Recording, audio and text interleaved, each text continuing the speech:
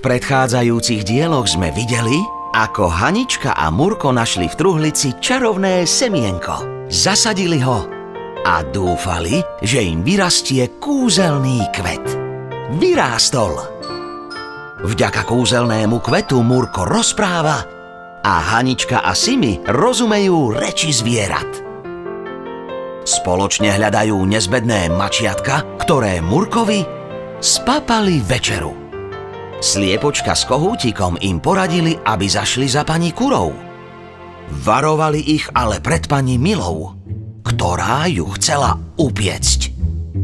Pani Kura z pekáča našťastie ušla, odmietla sa vrátiť a ukryla sa.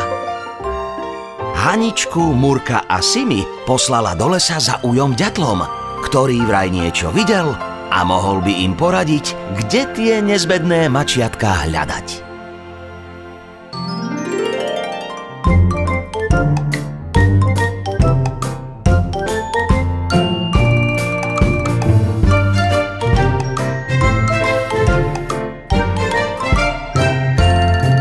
Hanička a Murko, kúzelný kvet.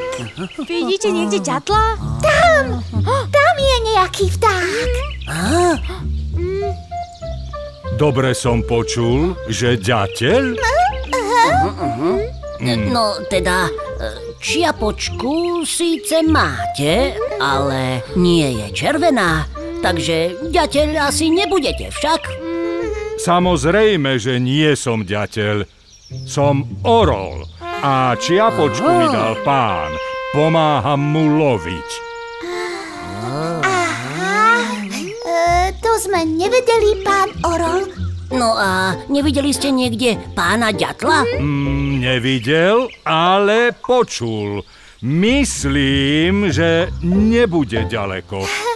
Určite ho nájdete. Tak, dovidenia. Dovidenia, dovidenia.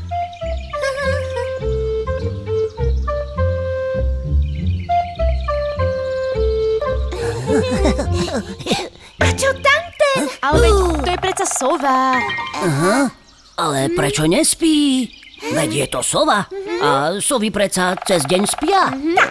Lebo ten váš ďateľ, ktorého hľadáte, stále ďube do vedľajšieho stromu. A ja nemôžem spať. Tak to nás mrzí, pani sova. Veru, veď každý sa rád vyspí. To máte pravdu. Ale hovoríte do vedľajšieho stromu? Presne tak. Aha, tam je váš kamarát ďateľ. Má červenú hlavičku, to bude on. Ďakujeme, pani sova. Dovidenia. Dovidenia.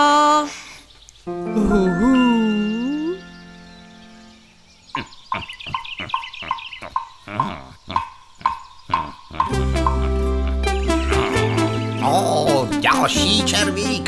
Dnes ma zase čaká kopec práce. Ďube, parara ďube, ďateľ do kôry. Červík, parara červíček mu hovorí. Neďub, ďateľ do kôry, vyďubeš tam otvorí. Neďub, ďateľ do kôry, vyďubeš tam otvorí. O, neďub, neďub, ďateľ do kôry. O, neďub, vyďubeš tam otvorí.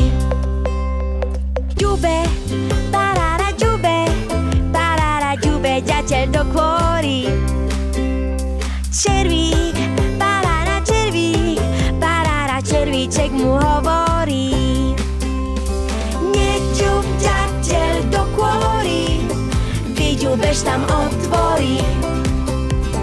Neďub, ďateľ do kôry, vyďubeš tam otvorí. O, neďub, neďub, ďateľ do kôry. O, neďub, vyďubeš tam otvorí. Čože? Ďalší červík? To by sa ti páčilo, že neďu. No tak, preč zo stromu. Pozrite, hore. Vidíte to? To je teda. No tak ale bude to. Čupitom, obaja. Poďte preč. Žiadne, preč zo stromu, tu nemáte čo robiť. No tak, choďte preč. Heš. Jedného červíka som už vyhnal. Vyženiem aj teba. Utekaj preč. No tak, ideš. Choď už. Nejdem. Ideš. Nejdem. Ideš. Nejdem. No tak. No veď preto. Čo? Videli ste? Chúďa. Dobrý deň, pán ďateľ. Dobrý deň. Dobrý deň, prajem. Dobrý deň. Ako sa máte, pán ďateľ? Podarilo sa mi vyhnať zo stromu 2 červíkov, ktorí boli zavrtaní pod kôrou. No, ale boli veľmi pekné tie červíčky, také farebné, tučnučké. Ale keď sa červík zavrta do stromu, strom to veľmi oslabuje. Je to veľmi dôležitá práca. Ďakujem. Volajú ma aj lekár stromov, lebo im takto pomáham. No a sú chutné tie červíčky. Murko, hádam by si nechcel jesť červíky. Radšej by som jedol mäsko, ale nemám aké, keďže mi ho mačiatka spapali. Vy ste ich nevideli, pán ďateľ? No, nevidel. Mal som veľa práce, tak som sa po lese veľmi neobzeral.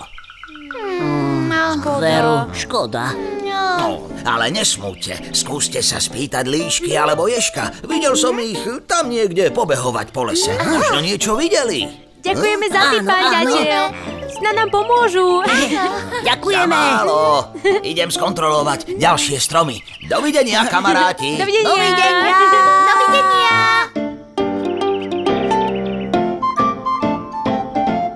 Peknú červenú čiapočku mal pán ďateľ však. Aha, peknú. Aj tie červíčky boli pekné. Fuj. Prestaň už snívať o tých červíkoch. Poď, Murko, poďme sa radšej poobzerať po lese. Možno tam nájdeme tie možno tam nájdeme líšku a ježka. V ďalšom diele pokračujú Hanička, Murko a Simi vo svojom pátraní v lese. Hľadajú ježka alebo líšku, ktorí by mohli niečo vedieť o nezbedných mačiatkách.